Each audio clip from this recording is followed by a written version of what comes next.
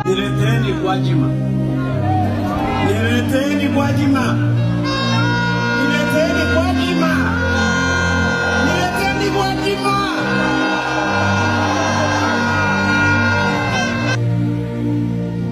Ninaanza na Askofu Gwajima.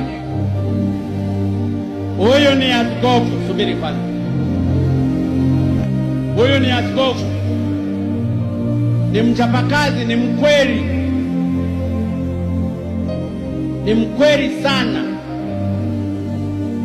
na ndiyo maana nataka niwaeleze wana Dar es Salaam, aliyeongoza kura Kawe ni mtoto wa dada yangu.